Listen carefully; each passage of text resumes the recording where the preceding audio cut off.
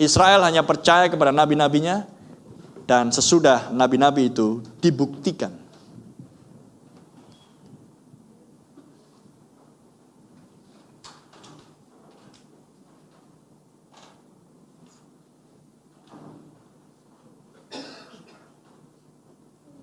Paragraf 85. Di sepanjang zaman-zaman gereja, semenjak gereja apostolik yang awal,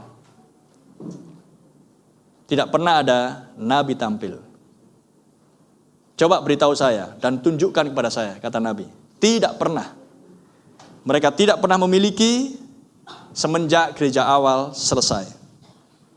Dulu mereka punya di zaman apostolik yang disebut Agabus, yang adalah seorang nabi yang dibuktikan benar. Ketika sampai kepada Paulus berpaling kepada bangsa-bangsa kafir, sesudah Petrus, kemudian mereka tidak pernah lagi punya di dalam sejarah, halaman-halaman sejarah mereka, seorang nabi dari bangsa kafir. Seperti yang dikatakan oleh Alkitab, dijanjikan, dan Petrus mengatakan bahwa suatu umat akan diambil dari bangsa-bangsa lain bagi namanya, yang adalah mempelai wanita. Paragraf 86. Ketika yang pertama tampil dulunya adalah seperti singa, dan itu adalah para nabi firman. Paulus adalah nabi. Yang berikutnya tampil adalah pekerjaan korban, yaitu adalah lembu. Yang berikutnya yang ketiga muncul binatang, yang ketiga adalah muka manusia, kecerdikan.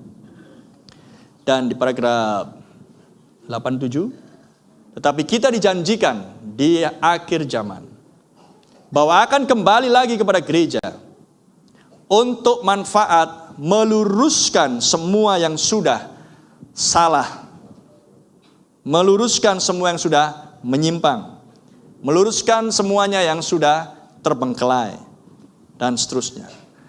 Sudah diprediksikan di sini bahwa pesan malaikat yang ketujuh akan menyelesaikan misteri-misteri Allah. Dan tidak lain itulah Maleakhi 4, Nabi Elia. Paragraf 88. Ketika dia tampil, itu akan sangat sederhana, sampai-sampai gereja-gereja akan melewatkannya dengan jauh. Karena penampilan Nabi selalu tampil di dalam kesederhanaan. Maka orang gagal untuk mengenalinya. Paragraf 89. Hanya ada satu orang yang bisa menggenapkan hal itu. Roh yang pernah ada di bumi, yang saya tahu. Dan itu haruslah Elia di zaman ini, in his time. Dan itu sudah diprediksi bahwa ia akan tampil, yang tidak lain adalah Roh Kristus. Jadi Maleakhi 4 tidak lain adalah Roh Kristus. Dan Roh Kristus yang berkata Elia akan tampil, maka Roh Kristus akan ada di dalam diri seseorang. Maka jika orang tersebut dipenuhi dengan Roh Kristus, dialah Nabi Elia. Ada amin? Jadi ini bukan berbicara jasmani manusianya saja, tetapi adalah oknum yang dibalik jasmani, yang tidak lainlah Roh Yesus Kristus sendiri. Jadi menentang oknum tersebut, Anda menentang Roh Kudus yang dibalik kulit itu.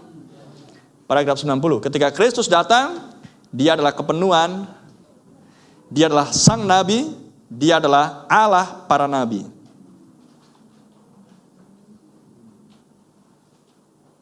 Paragraf 94. Perhatikan. Orang-orang percaya sudah diberitahu di perjanjian lama supaya percaya kepada nabi-nabi mereka. Sesudah nabi itu dibuktikan benar. Paragraf 95. Israel selalu percaya nabi.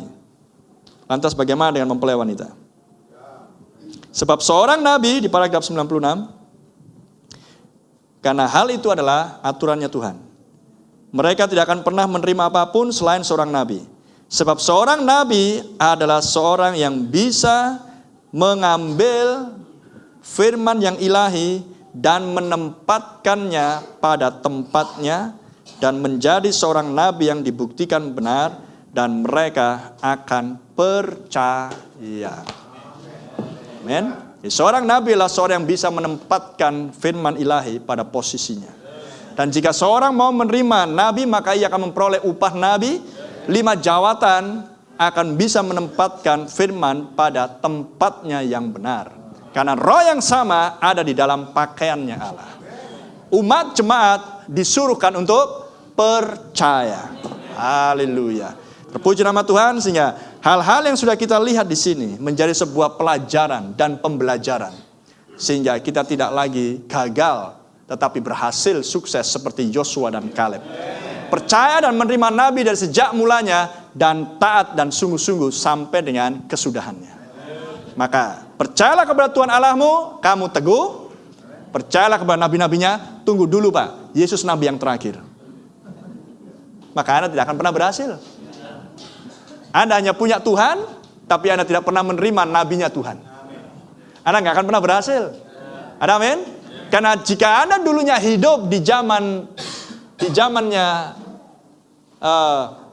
mula-mula di Taman Eden, Anda nggak butuh nabi. Anda butuh langsung Allah turun pada waktu senja untuk berfellowship. Tapi semenjak manusia jatuh ke dalam dosa, di Gunung Sinai itu Israel berkata, jangan biarkan Allah bicara, nanti kami mati. Biarkan Musa yang bicara. Anda butuh nabi. Israel butuh nabi. Mempelai wanita butuh nabi. Nabi yang pertama di zaman apostolik Paulus sudah tiada, tapi Tuhan janjikan di akhir zaman tampil nabi yang berikutnya dengan kuasa yang sama.